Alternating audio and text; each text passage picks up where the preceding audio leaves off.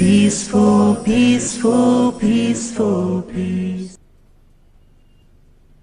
Whatever Allah subhanahu wa ta'ala, Almighty God, commands us, if we obey, it is called as ibadah, it is called as worship. For example, Allah subhanahu wa ta'ala says that you have to follow the 5 pillars. So if you believe in Tawheed, believe there's no God but Allah, then you're doing ibadah, then you're worshipping Allah. If you pray, if you offer salah, you're doing ibadah, you're worshipping Allah subhanahu wa ta'ala. If you give zakat, obligatory charity, you're doing ibadah, you're worshipping Allah subhanahu wa ta'ala. If you fast, you're doing ibadah, you're worshipping Allah subhanahu wa ta'ala. Allah says in the Quran that you have to provide neighborly needs. So if you take care of your neighbor, as Quran says in Surah Maun, chapter number 107, verse number 1 to 7, then you are doing ibadah, you are worshipping Allah subhanahu wa ta'ala. If you abstain from the things Almighty God, Allah subhanahu wa ta'ala, has told you to abstain from, then you're doing ibadah. If you abstain from having alcohol, you're doing ibadah. If you abstain from having pork, you're doing ibadah, you're worshipping Allah subhanahu wa ta'ala. If you abstain from stealing, cheating, telling lies, you're doing ibadah, you're worshipping Allah subhanahu wa ta'ala. In short, when you follow the commandments of Allah subhanahu wa ta'ala, if you submit your will to Allah subhanahu wa ta'ala, you're doing ibadah, you're worshipping Allah subhanahu wa ta'ala. And every act of a human being can be converted into worship if you follow 2 criteria. Number 1 is, the act should be done only and only for the pleasure of our Creator, Allah subhanahu wa ta'ala. Point number 2, the act should be done according to the sunnah, the way the last and final messenger, Prophet Muhammad, peace be upon him, has done. If you have these 2 things in your act, every act of yours can be converted into ibadah, can be converted into worship.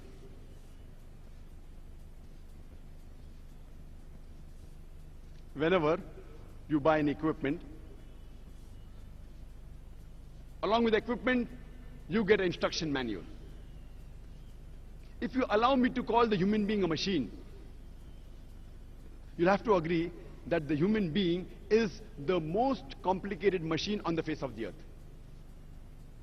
Don't you think that this human being, this machine, requires an instruction manual?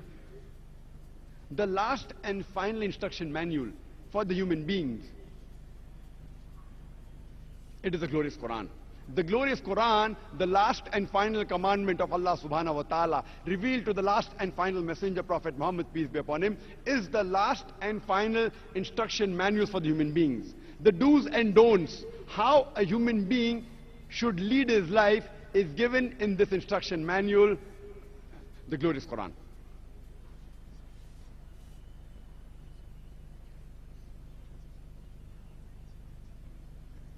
Many people ask me the question, why does Almighty God want us to worship Him? Is He hungry of our worship? Why does He want us to praise Him? Allahu Akbar, Allah is the greatest. Is Almighty God hungry for praises?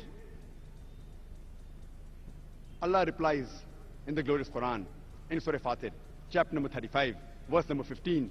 O ye men, it is you who need Allah, and Allah is free of all wants, worthy of all praises.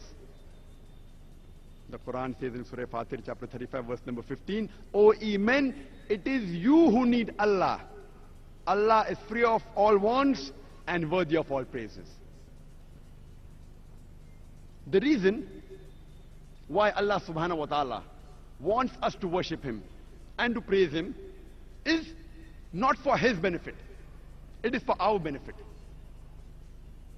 When we say Allahu Akbar, it does not make Allah great. Allah is already the greatest. Irrespective whether you say Allahu Akbar or not, Allah will yet remain the greatest. It will make no difference to Allah subhanahu wa ta'ala. But the reason Allah wants us to praise Him is because He knows the human psychology. We human beings, whenever we praise someone, whenever we know who's someone who's great and famous, we but natural tend to follow his advice. For example, if your mother has a heart attack and you have an option, there's a layman who comes and gives you advice. Will you follow his advice or a person who you know is the best heart specialist in the world and he's willing to give you free advice? Whose advice will you take?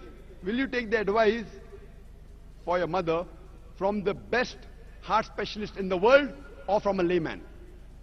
But natural, because you know the heart specialist is famous, people keep on praising him, you indirectly tend to follow his advice. Similarly, Allah subhanahu wa ta'ala wants us to praise him. He is the greatest. Allah is the greatest. Allah is the most knowing. Allah is the most wise. So that the moment when we say he is the most wise, when he gives us the advice, we indirectly tend to follow it. If we don't agree, he's most wise, most knowledgeable, then the chances we will follow his advice is less. So Allah subhanahu wa ta'ala wants us to worship him and to praise him, not so that it will benefit him, but it will benefit us. Allah says in Surah Fatir, chapter 35, verse number 15, O ye men, it is you who need Allah. Allah is free of all wants, worthy of all praises. Let me give you an example. Suppose there's a couple who's married for several years and they don't have any children. But natural, most of such couples, they will feel sad. You have another couple who's married and they have a child. They bring him up with love and affection. After he reaches the age of 15 or 16, that child dies. But natural, these parents will be sad. The first parents who did not have children, they'll feel sad, but the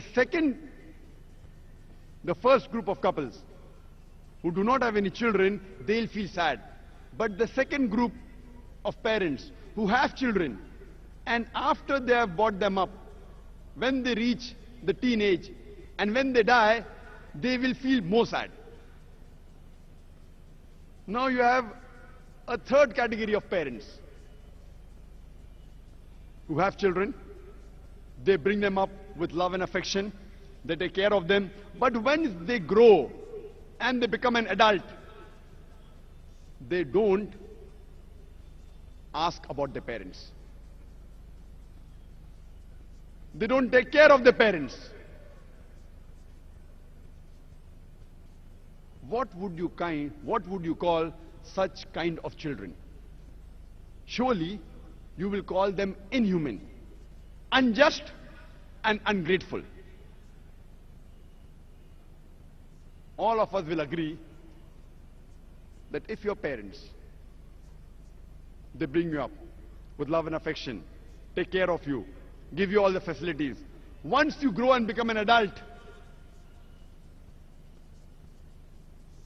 you don't even talk to them, you don't care about them, you don't even meet them, surely such children will be called unjust, ungrateful and inhuman. If you agree with this point, imagine, what would you call those human beings who are ungrateful to their Creator? Our Creator, Allah subhanahu wa ta'ala, Almighty God, has not only created you, He has even created your parents. So don't you think that we should thank our Creator, Allah subhanahu wa ta'ala? Shouldn't we be obedient to Him?